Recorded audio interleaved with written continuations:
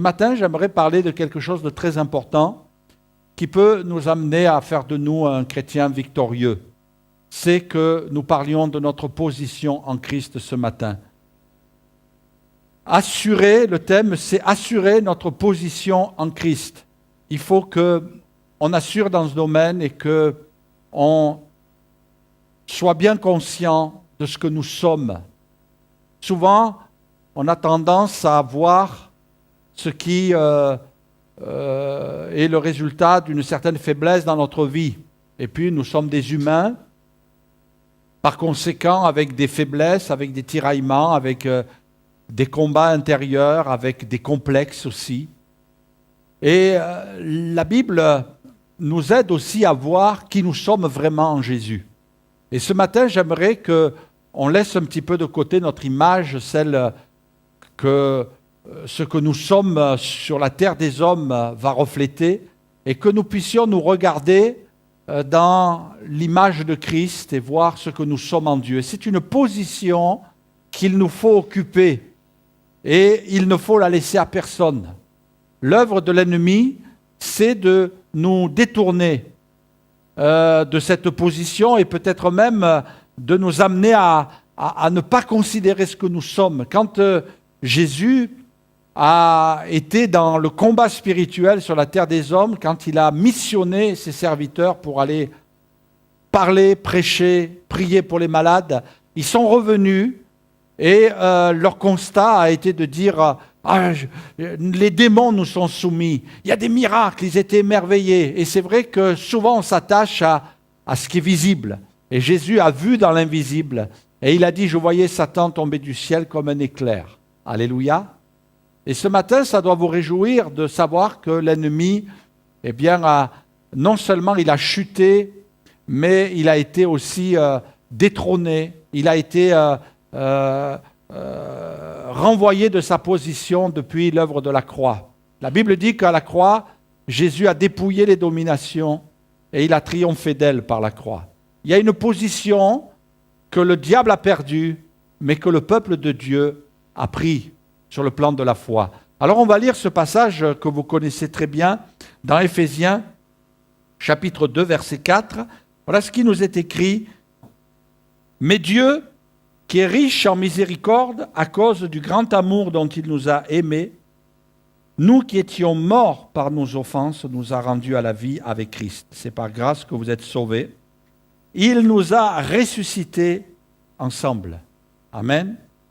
Et nous a fait asseoir ensemble dans les lieux célestes en Jésus-Christ, afin de montrer dans les siècles à venir l'infinie richesse de sa grâce par sa bonté envers nous en Jésus-Christ. Amen. Il nous a ressuscités. Dans la mort de Jésus, il y a aussi une image qui nous est donnée, à laquelle nous sommes appelés à nous identifier. Jésus est mort, ça veut dire que nous aussi, nous sommes morts au péché. Et on le représente souvent aussi par le baptême. Quand on baptise quelqu'un, selon ce que nous dit la Bible, selon l'enseignement de la Bible, la personne qui se fait baptiser à l'âge adulte, bien sûr, eh bien, elle est plongée dans l'eau. Le mot baptême veut dire immerger. Donc c'est pour ça que quand nous baptisons quelqu'un, il faut qu'il rentre dans l'eau, pas dans 2 cuillères à soupe d'eau. Il rentre vraiment dans l'eau. Et puis là, on le plonge, parce que baptême veut dire plonger, immerger. Et le baptême symbolise la mort. D'accord? Vous me suivez? Vous êtes toujours là? Pensez pas au gâteau que vous allez manger après le repas, les mamans, là. Restez centrés sur la parole de Dieu. Et puis ensuite, la personne, on la sort de l'eau. Il vaut mieux. Et puis ça symbolise sa résurrection. Et la Bible dit ici, on l'a lu, nous sommes ressuscités avec Christ. Ça veut dire que quand on donne notre vie à Jésus, on renonce à la vie du passé, à notre vie de péché, et on entre dans une nouvelle vie, la vie en Christ, par le moyen de son œuvre sur la croix, et qui est symbolisée par une résurrection. Mais ça ne s'arrête pas là. Il est dit, non seulement il nous a ressuscités, mais il nous a fait asseoir dans les lieux célestes. Et c'est là-dessus que je vais mettre l'accent ce matin. Il nous a fait asseoir dans les lieux célestes. Tu n'es plus en bas, tu es en haut maintenant. Il avait raison, Ulrich, quand il disait qu'il était originaire du royaume de Dieu. Ouais, c'est normal. Là, il était plutôt sur un versant théologique. Il avait raison, c'est vrai, nous sommes des citoyens du ciel. Hein, voilà. Et puis, on est assis avec Christ dans les lieux célestes. Et quelquefois, cette position, on a du mal à l'occuper. On a du mal à la réaliser. On ne réalise pas ce que nous sommes. Par conséquent, l'ennemi, lui, a été détrôné. Jésus a dit, je voyais Satan tomber du ciel comme un éclair. Il a été précipité. Il a été terrassé. Après avoir été désarmé, la tête du serpent a été écrasée par la croix. Et nous avons une position que nous occupons, bien sûr, par la foi. Que nous saisissons par la foi. Et l'œuvre de l'ennemi, non seulement c'est de nous perdre, non seulement c'est de nous détourner de la foi, mais en premier lieu, c'est de nous amener à perdre cette position en Christ. Parce qu'il est en danger, l'ennemi, quand il réalise la position que tu as en Christ. Et quand il sait que toi, tu la réalises, cette position en Christ, tu vas en user, et lui va passer un mauvais quart d'heure. Parce que depuis la croix, nous sommes, nous, armés, et lui est désarmé. Nous sommes puissants, et lui, il est rendu impuissant. Et cette position que nous avons en Christ, il veut nous la faire oublier. Alors il va mettre tout en œuvre pour qu'on ne réalise pas ce que nous sommes en Christ. Parce que toute sa stratégie, tout son royaume, eh bien, peut être anéanti.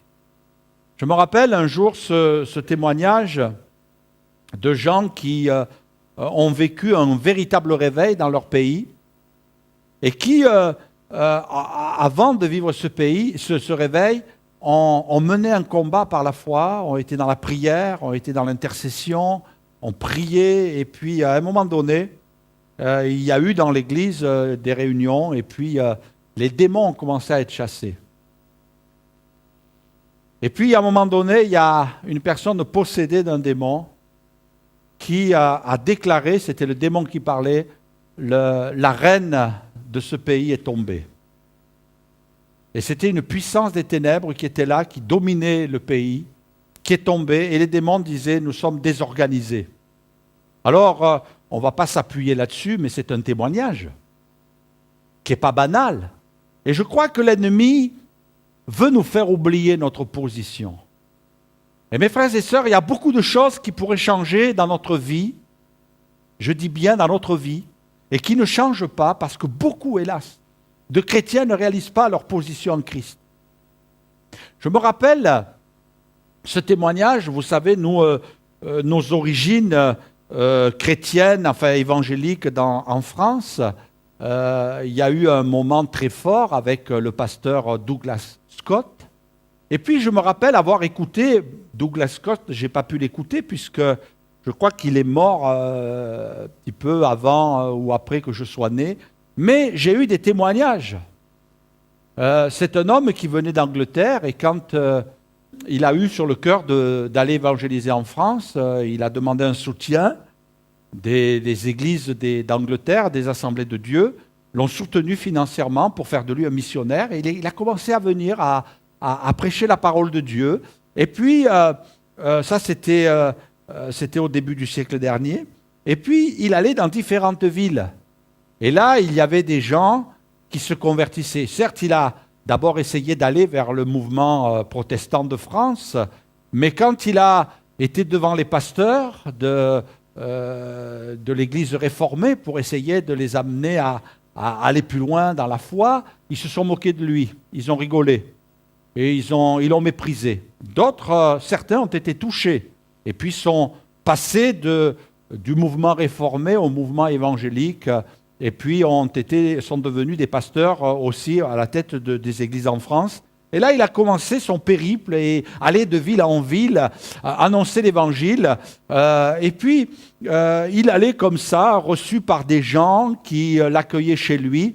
Et je me rappelle un jour avoir entendu un prédicateur, un pasteur qui nous prêchait la parole à nous qui étions là dans un rassemblement de pasteurs. Et il disait que quand il était en prière à Douglas Scott, avant d'aller dans une réunion d'évangélisation, il sortait un message, parce que comme il tournait beaucoup, il avait une série de messages, et il disait, je me rappellerai toujours, qu'il sortait une feuille jaunie, tellement elle avait été manipulée, elle était jaunie, et puis il prenait cette feuille avec sa Bible, et il mettait ça sur une chaise, et il se mettait à genoux devant la chaise. Et il arrivait le moment où il devait prier. Et quand il priait, c'était terrible. Parce qu'il prenait la chaise et il se promenait dans toute la pièce avec la chaise. Et là, il était dans une phase de combat, en face de l'ennemi, en disant de lâcher les armes, en disant de reculer, en disant à la maladie de partir. Et quand il était sur le terrain, eh bien, Dieu arrosait pleinement. Je crois que c'est quelque chose peut-être comme une sorte d'héritage qu'on a perdu avec le temps.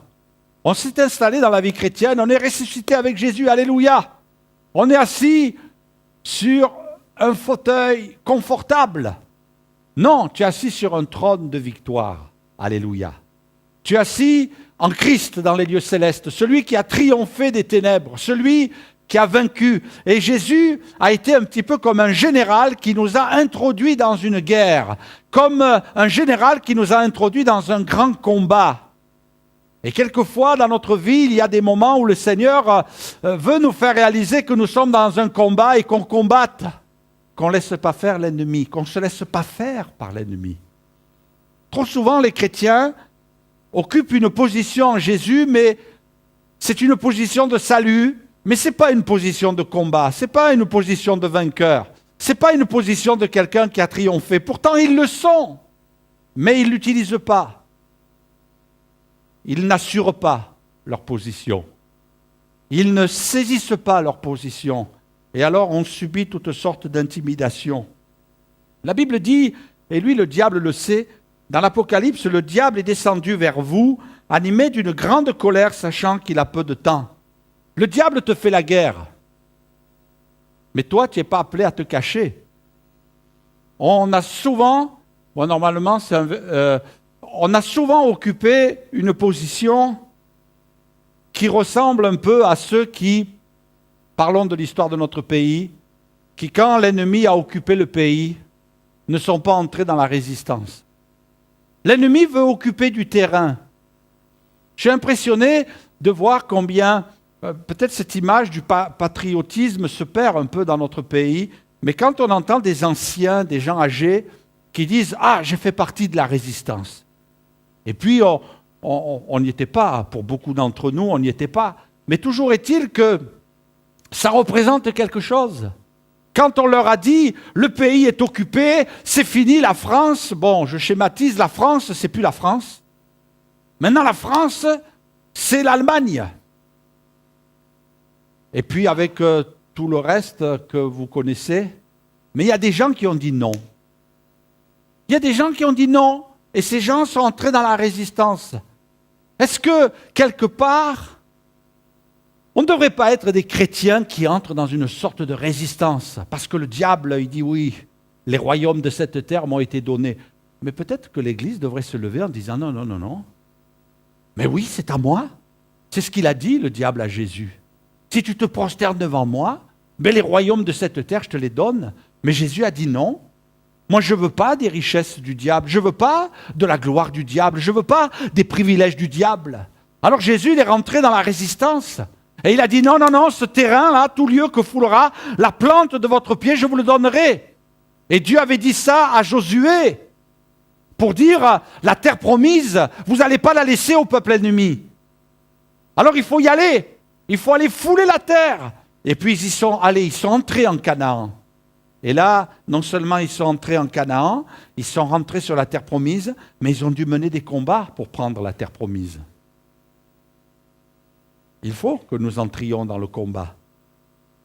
Le diable est descendu, il est animé d'une grande colère. Voyez-vous, il est dit dans l'Apocalypse, il y eut guerre dans le ciel.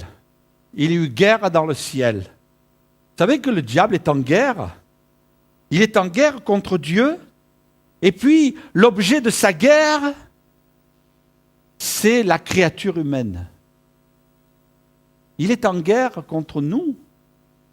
Il est en guerre contre le peuple de Dieu. Il est en guerre contre Israël. D'ailleurs, on le voit, même quelquefois elle est physique, cette guerre. Mais avant d'être physique, elle est spirituelle. Croyez pas qu'il y a des peuples qui en veulent à Israël. C'est parce que ces peuples, quelquefois, sont animés d'un mauvais esprit qu'ils en veulent à Israël. C'est une action des ténèbres. Mais j'aimerais vous rassurer, la guerre, elle vient aussi contre les chrétiens. Et aujourd'hui, c'est une réalité. C'est plus une fiction. Depuis le 11 septembre, quand les tours se sont effondrées, on a compris que cette guerre, elle venait maintenant, elle allait entrer contre l'Église de Jésus. Et ça commence. On ne sait pas quand ça va finir, mais on sait que maintenant la guerre, elle était spirituelle, elle devient maintenant physique par des attentats, par aussi des chrétiens, et beaucoup le savent, de nos frères et sœurs africains qui savent que dans leur pays, il y a des guerres, des chrétiens sont assassinés, sont tués. C'est une réalité, c'est plus une fiction. Le diable est en colère parce qu'il y a une guerre qu'il a déclarée. Mais dans cette guerre, nous sommes appelés aussi à ne pas nous laisser faire.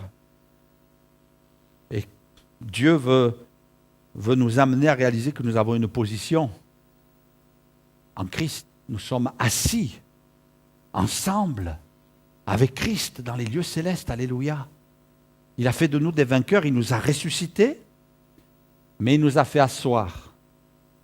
Il a fait de nous des gens qui ont une position en Jésus. Et nous devons l'assurer, cette position. Le diable est en colère et le diable veut blesser Dieu, disait quelqu'un, en atteignant le peuple de Dieu. Parce que quand Dieu voit son peuple, il est rempli d'amour à son égard. Quand Dieu te regarde et quand Dieu regarde son Église, son cœur se met à battre. Comme quelqu'un qui est amoureux de sa fiancée, comme quelqu'un qui est amoureux de sa femme. Jésus, quand il regarde son Église, son cœur se met à battre. Et ça, le diable le sait. Et alors, il veut tout faire pour diminuer la puissance de l'Église, pour diminuer la force de l'Église, pour diminuer les capacités de l'Église. Et le diable veut se moquer de Dieu, veut insulter Dieu en blessant les enfants de Dieu, en blessant le peuple de Dieu. Mais nous devons, nous, résister et occuper la position. Quelquefois, il y a des paroles qui viennent frapper notre cœur, des pensées qui viennent frapper notre esprit. Et puis le Seigneur nous invite à garder la position. Que vous ne veniez pas à déchoir de votre position en Christ, mais que vous l'occupiez cette place. Je suis fort et je vais combattre en Jésus. Alléluia. Quelles sont les armes que le diable utilise? Parce que c'est bon de connaître ses armes. La première qu'il utilise, c'est de nous faire perdre la joie du salut. Quand le diable a tenté Jésus, il a dit, si tu es fils de Dieu, ordonne à ces pierres de devenir du pain. Si tu es fils de Dieu, Jésus n'a pas discuté en disant, hey, qu'est-ce que tu me racontes là? Oui, je suis fils de Dieu. Pourquoi tu dis si? Parce que le diable veut te faire douter. Ouais, est-ce que tu es vraiment un chrétien? Mais oui, je suis chrétien. Est-ce que vraiment tu es sauvé? Oui, je suis sauvé. Est-ce que ton nom est inscrit dans le livre de vie? Oui. Moi, je suis sûr que dans ce lieu, il n'y a pas un qui peut lever la main en disant, vous savez, pasteur, moi, j'ai jamais douté de mon salut. Moi, je ne crois pas. Tous nous doutons à un moment donné. J'ai entendu des tas de gens, et puis moi-même aussi. Je me suis surpris des fois à dire, oh, est-ce que vraiment tu es sauvé? Ça vient, ça traverse votre esprit comme une attaque de l'ennemi.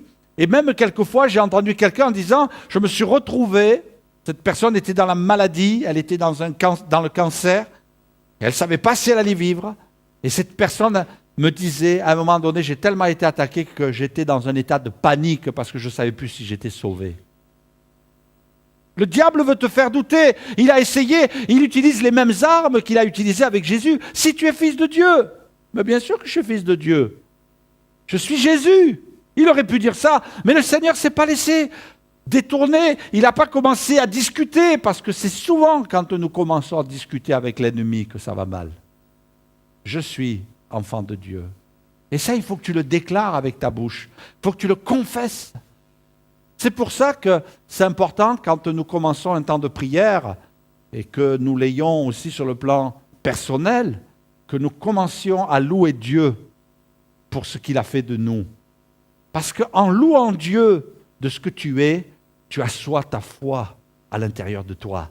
Tu déclares, tu confesses que tu es en Jésus, et ça c'est extraordinaire. La deuxième chose que le diable utilise comme arme, c'est de nous accuser, la culpabilité. Il nous accuse. La Bible dit qu'il est l'accusateur des frères dans l'Apocalypse. Il a été précipité, l'accusateur des frères. Ouh, la vidéo, voilà, ça y est. Merci. L'accusateur de nos frères. Le diable veut t'accuser. Il veut accuser les autres. Des fois, s'il n'arrive pas à t'accuser, il va essayer d'accuser les autres, en essayant de mettre des doutes, en essayant même des fois de diviser l'Église, en mettant toutes sortes d'accusations. Et ça, c'est terrible, de prêter le flanc à l'ennemi. Le diable veut t'accuser. On a accusé Jésus. Il a été condamné, et pourtant il était parfait. Il était juste. Le diable y est arrivé. Sois serein. Peut-être il peut y avoir des accusations sur ta vie, mais la Bible dit que c'est Dieu qui justifie. Amen. Il faut faire confiance au Seigneur. Peut-être tu es accusé sur ton lieu de travail. Peut-être que tu es accusé dans ta famille. Peut-être tu es accusé parce qu'on a mal interprété quelque chose. Mais le Seigneur nous dit qu'il est celui qui nous justifie. Il y a quelquefois des accusations qui ont pesé sur des gens, mais Dieu les a justifiées. Je me rappelle l'histoire de cet homme qui avait été accusé de péché. Et puis cet homme qui était à la tête d'une église, eh bien, il a été obligé de quitter cette église. Il a été accusé. Et ça a été un moment de souffrance. Et puis, il a été obligé de quitter son poste. Et puis, il a été confiant en Dieu. Il a dit, Seigneur, toi, tu vois la situation. Et puis, le Seigneur lui a dit, tu vas louer une salle et tu vas ouvrir un autre lieu et tu vas réunir des gens. Alors, ça a été un grand combat pour lui. Ça a été un grand combat. Et puis, il a obéi à Dieu. Et il est allé ouvrir cette église. Et cette église, aujourd'hui, fait partie d'une église où il y a des milliers de gens. Il y a des moments où peut-être Dieu permet que tu sois accusé. Mais il faut que tu fasses confiance à Dieu. Parce que si tu te défends, Dieu ne pourra pas te défendre. Mais c'est Dieu qui justifie. Le diable aussi utilise une autre arme, c'est le découragement. Est-ce qu'il t'arrive d'être découragé? Ah oui. Ah, que c'est dur. Ah, que c'est dur la vie. Est-ce que c'est dur la vie chrétienne aussi? C'est dur de servir Dieu. C'est vrai. La Bible dit dans l'Épître aux Hébreux que vous ne vous lassiez point l'âme découragée. Comment vas-tu arriver dans le ciel? Tu vas arriver dans le ciel défait, découragé. Ça ne marche pas, il n'y a rien qui marche dans ma vie. Les choses ne se font pas comme je voudrais. Mais le Seigneur te dit, fais-moi confiance aussi. Ne te décourage pas. Parce que quelquefois, c'est juste au moment du découragement, au moment où on est en train de flancher, que Dieu est en train de faire quelque chose de grand. Amen. Que Dieu est en train de répondre. On a lâché au mauvais moment. Et puis le Seigneur dit, ne te décourage pas. Oh, je crois que ça nous a tous effleurés de prier, d'intercéder, de travailler et à un moment donné de dire, oh, je vais lâcher. Je vais arrêter. C'est plus la peine. Il n'y a rien qui se passe. Et puis on sent dans notre cœur le Saint-Esprit qui nous dit, allez, lâche pas, continue. Et puis Dieu qui nous encourage et la victoire arrive. Une autre arme aussi que le diable utilise, c'est le mensonge. Est-ce que tu savais que le diable, c'est un menteur? C'est un menteur. La Bible dit, lorsqu'il profère, Jean chapitre 8, verset 44, vous avez pour père le diable, pas nous bien sûr, et vous voulez accomplir les désirs de votre père, il est meurtrier dès le commencement, et il ne se tient point dans la vérité parce qu'il il n'y a pas de vérité en lui. Lorsqu'il profère le mensonge, il parle de son propre fond, car il est menteur et le père du mensonge. C'est un menteur. C'est un menteur. Ça ne vous arrive pas quelquefois d'être attaqué par des pensées et des pensées qui vous viennent à l'esprit et vous sentez que ça vous désoriente. Mais si vous réfléchissez bien et que vous vous mettez à prier à ce moment-là, vous réalisez que c'est un mensonge que le diable a semé dans votre esprit. Un mensonge. Et quand on réalise ça, eh bien, il faut se sortir de ce piège. Parce que quelquefois, on peut vivre dans le mensonge. On peut croire quelque chose qui n'est pas. On peut avoir la certitude de quelque chose qui est faux. Et on va se trouver devant le Seigneur en disant, oui, mais Seigneur, tu sais, j'ai réalisé ça. Et le Seigneur nous dira dans le ciel, mais c'est le diable qui a semé ce mensonge dans ton esprit et tu y as cru. C'était un mensonge. C'était un mensonge. Je me rappelle une période où on vivait quelque chose de fort dans la vie de l'Église. Et il y avait en même temps de grands combats et le diable qui me chuchotait aux oreilles en disant « Je vais ruiner ton ministère, je vais détruire ton ministère. Et je vais montrer à l'Église de tous que ton ministère, il est mort, il est fini. » Et ça a été un combat, mais j'ai senti que c'était l'ennemi qui me disait ça. Mais j'aimerais vous dire une chose, ça a été une période de ma vie où le Seigneur m'a fait grandir dans le ministère. Parce qu'il le flairait. Quand Dieu est en train de t'emmener plus loin avec lui, tu vas passer par des paliers, et des paliers qui vont t'amener quelquefois dans le désert où tu vas te retrouver un petit peu comme Jésus, face à face avec l'ennemi. C'est vrai qu'il y a des paramètres différents, on ne va pas tout de suite dire, oh ben tiens, j'ai vécu la même expérience que Jésus quand il était dans le désert pendant 40 jours, où il a jeûné. Non, il va y avoir des paramètres différents, mais il va y avoir quand même des paramètres qui vont ressembler, des parallèles. Et tu vas dire, je ne comprends pas pourquoi là je suis au creux de la tentation, l'adversaire est en train de chuchoter toutes sortes de pensées, et ça rentre dans mon esprit. C'est rentré dans les pensées de Jésus. Il a bien entendu, Jésus, quand il était tenté par le diable, il a entendu la voix de l'ennemi. Si tu es fils de Dieu, ordonne à ces pierres de devenir du pain. Il a véritablement entendu, c'est écrit dans la Bible. On ne sait pas comment ça s'est passé. On ne sait pas s'il a vu de ses yeux. On ne sait pas s'il a entendu des voix. On ne sait pas comment ça s'est passé, mais ça s'est passé. Et pour Jésus, ça a été réel. Et il y a des moments pour notre vie, c'est réel. Et c'est la pensée de l'ennemi. Et il faut faire attention de ne pas laisser les mensonges. Nous, on est appelés à marcher dans la vérité. Et attention aux mensonges de l'ennemi. L'ennemi, il veut semer le mensonge. Peut-être il y a des choses que tu crois dans ta vie, des choses auxquelles tu es vraiment attaché, et ce sont des mensonges que l'ennemi a semés dans ton esprit. Il faut réviser. Tu n'es plus rien, tu n'es rien.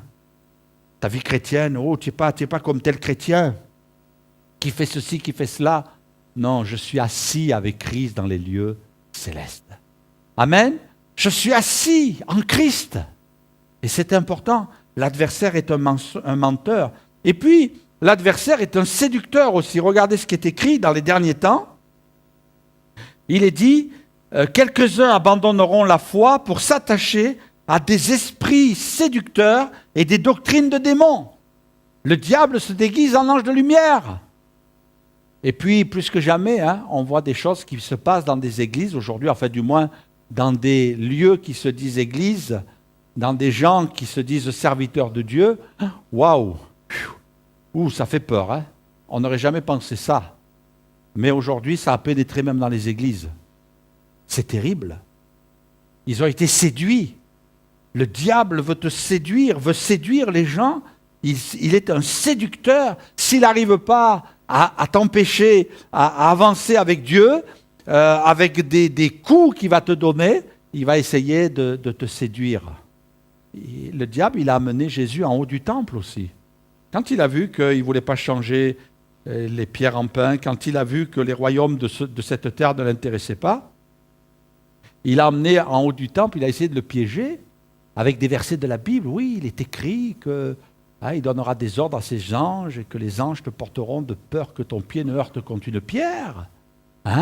Le diable a essayé de déformer la parole de Dieu. Et le diable veut aussi déformer la parole de Dieu pour tordre le sens afin de te perdre, de faire de toi un fanatique ou de faire de toi un religieux.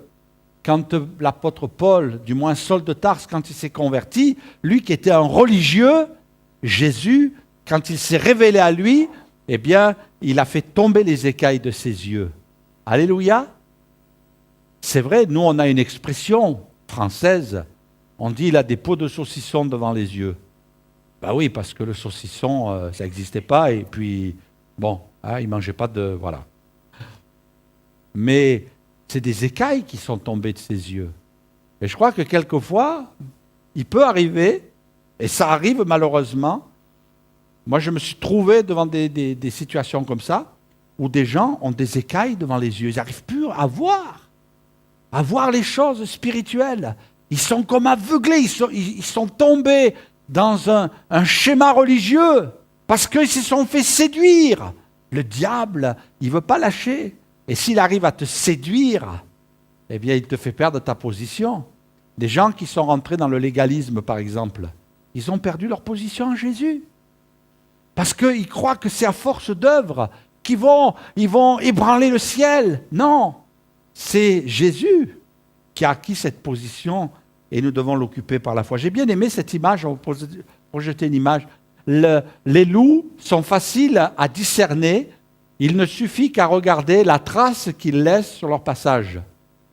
Là où il y a de la discorde, le mépris, la condamnation, se trouve très sûrement un loup. Vous voyez, des chaussures avec les empreintes de loup. Il faut faire attention, l'ennemi, il faut aussi que le Seigneur nous aide à discerner les attaques de l'ennemi. Souvent, je dis que dans la vie chrétienne, on est appelé à vivre des aventures. C'est vrai, on vit de belles aventures dans la vie chrétienne, n'est-ce pas? C'est merveilleux d'être chrétien. Engagez-vous. Engagez-vous pour Jésus et vous ne vous ennuierez plus. C'est vrai, on ne s'ennuie pas.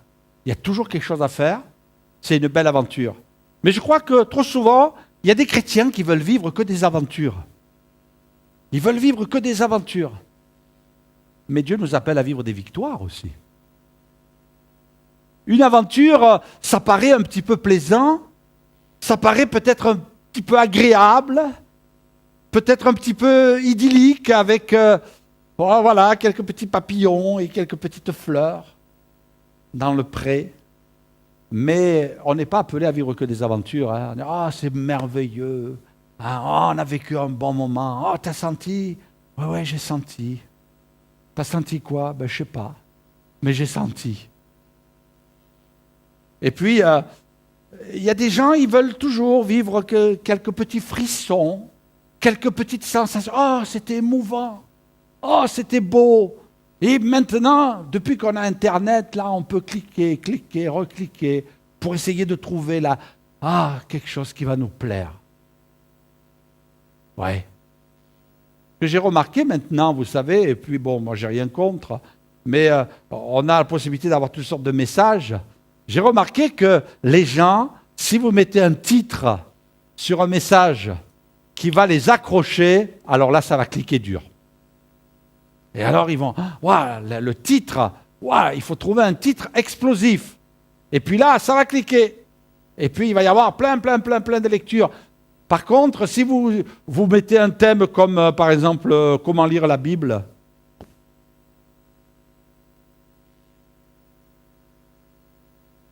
on ne clique pas. Hein? Comment souffrir pour Jésus? Alors là, 0 clic.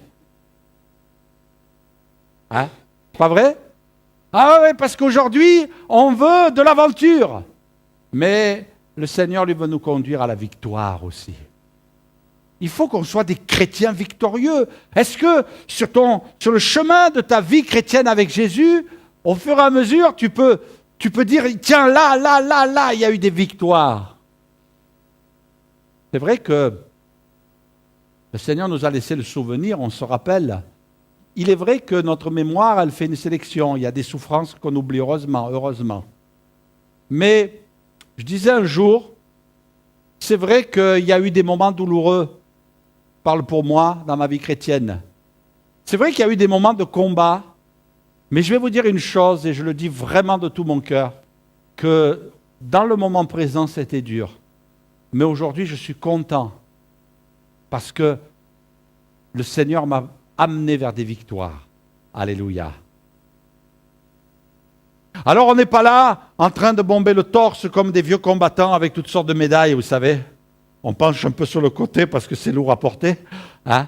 Mais on est quand même heureux parce que c'est vrai. On a traversé le désert, mais tu l'as traversé quand même. Tu peux dire, j'ai traversé le désert. Ouais. Hein? J'ai vécu tel combat, mais je suis encore là. Et il y a des moments, peut-être, quand tu étais dans le combat, tu disais, ah non, je ne vais pas m'en sortir cette fois. Mais tu t'en es sorti. Pourquoi? Parce que Jésus a été avec toi et t'a assuré. T'as vraiment assuré dans ta position en Jésus. T'as dit, je ne vais pas me laisser faire. Moi, je connais beaucoup de témoignages d'enfants de Dieu, d'ici, d'ailleurs aussi, qui racontent leur combat. Le combat avec la maladie, le combat avec la dépression, le combat avec un enfant qui a pas marché avec Dieu, avec un conjoint qui n'a pas marché avec Dieu. Des combats, des difficultés, et peut-être même certaines difficultés où ils pensent qu'ils n'ont pas été vainqueurs. Et pourtant, ils ont été vainqueurs parce qu'ils ont passé la difficulté. Alléluia. On est appelé à vivre des victoires aussi. On n'est pas appelé à vivre une vie confortablement installée sur des coussins d'air pour ne pas abîmer nos fesses. Hein? Non, on est appelé à entrer dans le combat. On est appelé à arriver dans le ciel avec des cicatrices. Hein? Oui, parce qu'on sera entré dans le combat. Il y aura eu peut-être des larmes. Regardez ce que dit l'apôtre Jean. Car tout ce qui est né de Dieu triomphe du monde. Et la victoire qui triomphe du monde, c'est notre foi. Et le mot triomphe, qui vient du grec, comme vous le savez, de Nikao, vous le saviez, hein? Eh bien, a cette notion aussi de conquête. Il y a des conquêtes. Nous devons entrer dans des conquêtes. Nous avons une mission, nous avons une œuvre à mener pour notre Dieu. C'est qu'il faut qu'on avance de victoire en victoire. Et notre victoire, ce qui va nous conduire à la victoire, ce qui triomphe du monde, ce qui triomphe du royaume de ce monde, ce qui triomphe des ténèbres, c'est notre foi en notre position, parce que Dieu t'a donné une autorité. Les armes du chrétien sont la foi. Résister, lui, avec une foi ferme. Les armes du chrétien, c'est d'être fidèle à Dieu. Nous savons que quiconque est né de Dieu ne pratique pas le péché, mais celui qui est né de Dieu se garde lui-même et le malin ne le touche pas. Il se garde. Vois-tu, je ne sais pas si ça t'est arrivé, mais moi ça m'est arrivé. Ça m'est arrivé des moments où, et ça m'arrive souvent, des moments où le Saint-Esprit vient parler à mon cœur et me dire, là tu veux être avec moi, tu veux lire la Bible, tu veux prier, mais il y a quelque chose qui ne m'a pas plu en toi. Je n'ai pas aimé ça. Alors avant que ce soit le diable qui t'accuse comme il l'a fait avec le sacrificateur Josué devant Dieu, viens mettre ta vie en règle avec Dieu, rapidement, ne tarde pas. Quelque chose qui ne va pas dans ta vie, ben mets-toi à genoux, demande pardon au Seigneur. Et dis-lui, Seigneur, écoute, je me relève, je ne vais pas rester par terre, parce que l'ennemi veut te voir par terre. Et quand tu es par terre, il te puise sur la tête, il t'écrase la tête. Moi, je n'ai pas envie que l'ennemi m'écrase la tête, ni lui, ni quelqu'un d'autre. Je n'ai pas envie de lui faire plaisir à l'ennemi. Quand il te voit accusé par quelque chose qui ne va pas, oh, tu dis, c'est pas grave, et tu essaies de te justifier en disant, ben, je suis comme ça, il faut me prendre comme je suis. Mais non, mais tu n'es pas bon là. Là, ça ne marche pas. Hein? Il faut que tu puisses mettre ta vie en risque. Non, là, c'est la diapo suivante. Voilà. Nous savons que quiconque est né de Dieu ne pratique pas le péché. Alors c'est vrai qu'il y a une différence entre la pratique du péché. La pratique du péché, ça veut dire je fais le péché, je le commets en permanence. Ça, c'est la pratique. C'est pas bon. Si ta vie n'est pas en règle avec Dieu, mets ta vie en règle. Faut pas que ta vie, elle soit en désaccord avec la parole de Dieu. Non, mets ta vie en règle avec Dieu. Et quand il t'arrive d'être conscient de quelque chose que tu as fait qui n'est pas bon, mets-toi devant Dieu et demande-lui pardon. Et dis-lui, Seigneur, aide-moi à changer. Et il va t'aider. Et puis l'ennemi ne pourra plus t'accuser, parce que quand tu te repens, ton péché, il est effacé. Il est jeté au fond de la mer. Et le diable peut venir devant Dieu en disant, hey, t'as vu? Oh, Dieu, tu as vu ton enfant, là, ce qu'il a fait? Alors Dieu le regarde, il dit, qu'est-ce qu'il a fait? Qu'est-ce qu'il a fait? Eh bien, il n'a rien fait, puisque c'est effacé. Parce que tu as demandé pardon. Il n'a rien fait. Ah ben oui, il n'a rien fait. Parce que tu as mis ta vie en règle. Le malin ne le touche pas, il ne peut pas t'accuser. C'est réglé. Quelqu'un disait, quand le diable veut te rappeler ton passé, rappelle-lui ton avenir. Quand le diable veut te dire, oui, tu sais, dans le passé, tu étais ceci, tu étais cela, moi j'ai connu ça, et je peux vous assurer, je ne sais pas si quelques-uns le vivent, mais j'aimerais que tu sois délivré, parce que ça a été douloureux pour moi. Ça a été douloureux pour moi. Mes premiers pas dans la vie chrétienne, de me sentir encore accusé par mon passé, mais ce n'était pas mon passé qui m'accusait, c'était le diable. Mais aujourd'hui, je suis en paix, parce que c'est effacé. Alléluia. Les armes du chrétien, la prière et le jeûne et prière. Le Seigneur a dit, cette sorte de démon ne sort que par le jeûne et la prière. La prière est une puissance en face de l'ennemi. Et tu dois l'utiliser. Un chrétien qui ne prie pas, c'est un chrétien qui est en danger. Laissez-moi répéter parce que c'est tellement important. Un chrétien qui ne prie pas, c'est un chrétien qui est en danger. Tu ne dois pas prier d'une manière mécanique. Tu ne dois pas prier d'une manière occasionnelle. Quelqu'un disait, un jour on a questionné un serviteur de Dieu, c'était un homme de réveil. On lui a dit, hé, monsieur untel, combien de temps vous passez à prier? Alors il disait, je ne prie pas plus d'une demi-heure, mais je ne reste pas une demi-heure sans prier. Ah, j'ai bien aimé. Des fois, il y a des gens, ah, j'ai prié.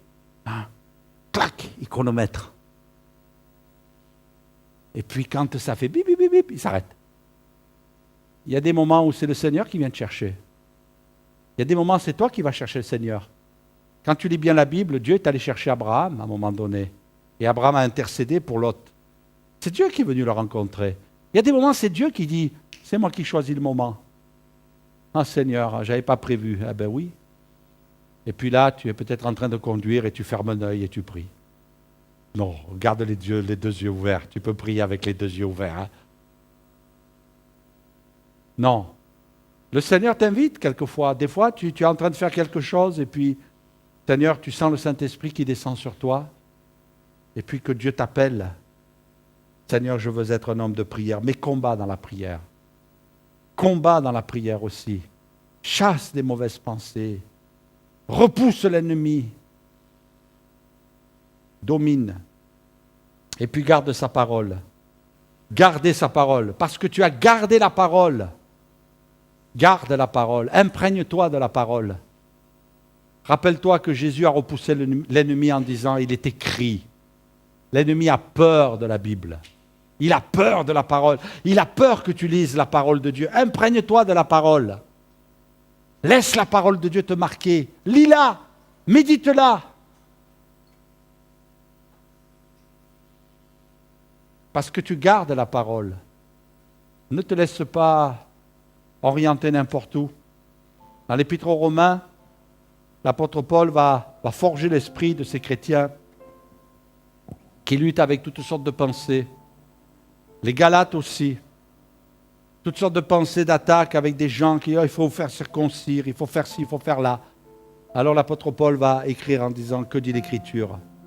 L'Écriture, la parole de Dieu. Lis la Bible. Écouter des prédications, ça ne remplacera pas la Bible. Lis la Bible. Médite-la. C'est un livre extraordinaire.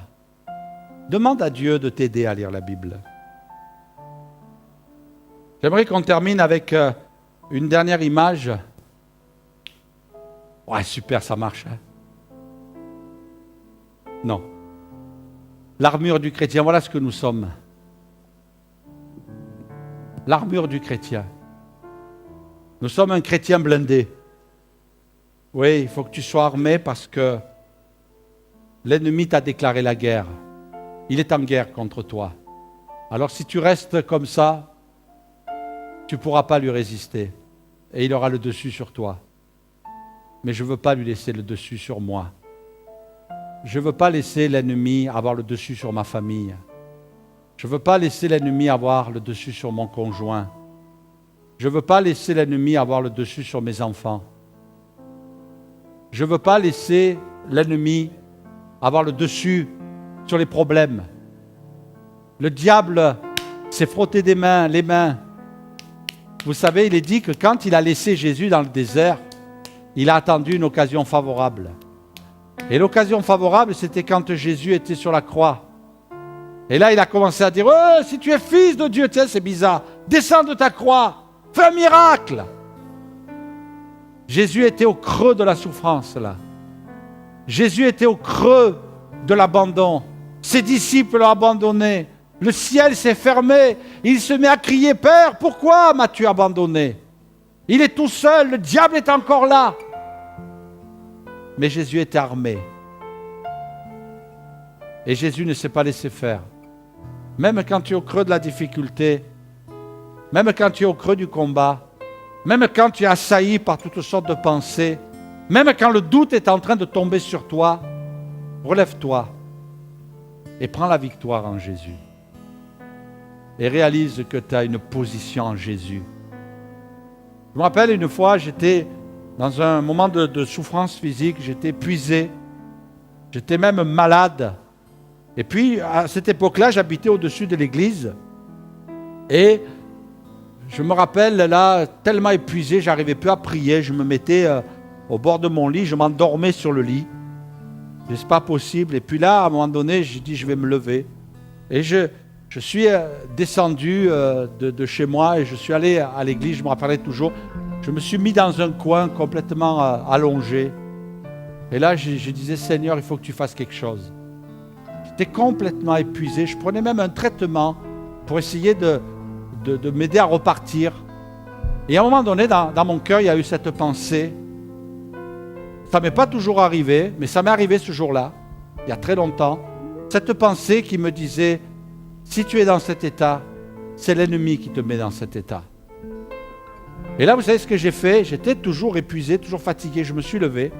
Et puis, j'ai commencé à marcher de long en large. Et puis, j'ai commencé à prier, à entrer dans le combat et de dire dans le nom de Jésus, je repousse ce mal, je repousse cette maladie, je repousse cette attaque. Et je suis entré dans une phase de combat. Et j'ai dit à l'ennemi, tu recules maintenant. Maintenant, tu me lâches. Et d'un coup, j'ai senti le Saint-Esprit qui est tombé sur moi. Et je me suis senti fortifié à l'intérieur de moi-même. Et j'ai compris ce jour-là, et c'était Dieu qui voulait me faire comprendre qu'il y a des moments dans la vie où c'était l'ennemi qui était en train de me tenir. Est-ce qu'il te tient par quelque chose? Si tu es tenu par quelque chose, est-ce qu'à un moment donné tu t'es levé en disant c'est fini, j'ai une position en Jésus et je vais la prendre et je vais en user, je vais assurer ma position en Jésus. Et au nom de Jésus, je vais triompher. Je vais triompher. Il y a des gens qui courent à droite à gauche pour essayer de prendre une victoire dans leur vie. Ils essaient d'aller chercher des gens qui vont pouvoir prier pour eux et rien ne se passe dans leur vie. Pourquoi? Vous savez, on voit des grandes délivrances dans la vie de gens qui s'approchent de Jésus parce qu'ils ne sont pas en état. Mais à un moment donné, le Seigneur, il t'a donné le renseignement, il t'a donné la révélation de sa parole, il t'a donné le Saint-Esprit. Maintenant, il dit, c'est à toi. Tu n'es plus un petit gamin, là. C'est comme si un enfant de 15 ans, il fallait encore lui donner sa petite soupe avec la cuillère, là, en disant, ouh, fais risette à papa. Et hop. Il y a des chrétiens, ils sont un peu comme ça. Ils ont 15 ans de conversion. Il faut encore que le pasteur il soit là avec le bouh. Ouvre la bouche. Ferme la bouche. Allez, maintenant, on va boire un petit coup. Ah, je suis un bon papy, hein, j'ai appris. Hein? Non, le Seigneur dit maintenant, c'est à toi. Lève-toi. Lève-toi et combat. Entre dans le combat. Repousse l'ennemi. Triomphe en Jésus. Tu as la foi. Tu as la puissance. Parce qu'elle est en Jésus. Parce qu'il t'a fait asseoir dans les lieux célestes. Peut-être tu es triste ce matin. Peut-être il y a des pensées qui t'accusent. Peut-être qu'il y a des mensonges qui sont tombés dans ton cœur. Et le Seigneur te dit, lève-toi, combat ça. Peut-être que l'ennemi est venu voler un membre de ta famille. Peut-être l'ennemi t'a enlevé quelque chose que Dieu t'avait donné. Et le Seigneur te dit ce matin, lève-toi. Est-ce qu'on peut se lever quelques instants? Et je voudrais ce matin que ce soit un moment de victoire et de triomphe. Je voudrais ce matin, peut-être quelqu'un qui est là dans ce lieu, et c'est toi ce matin à ta place, tu vas dire au Seigneur, oui Seigneur, je prends la victoire ce matin, je brise cette chaîne, je brise ce péché, je brise cette mauvaise pensée, je brise l'action de l'ennemi qui agit dans ma famille. Je proclame ta victoire, Seigneur. Je dis à l'ennemi, arrière Satan. Jésus a dit, retire-toi. Et nous aussi, on peut employer ces mots parce que c'est dans la Bible. Retire-toi. Jésus a dit, à mon nom, vous chasserez les démons. Seigneur, je prends autorité ce matin. On sait que dans la Bible, il y a une maman, elle est venue pour sa fille qui était possédée. C'est la foi de la maman qui a libéré sa fille. Alléluia. Ta foi, elle peut libérer un membre de ta famille. Alléluia. Est-ce que tu le crois ce matin? Est-ce que tu crois dans la parole? Ce matin, le Seigneur peut descendre pour te libérer de quelque chose. C'est le diable qui te tient par cela, par une chaîne, par un péché, par des mauvaises pensées. Mais ce matin, prends la victoire. Bats-toi. Combat le bon combat de la foi. Alléluia.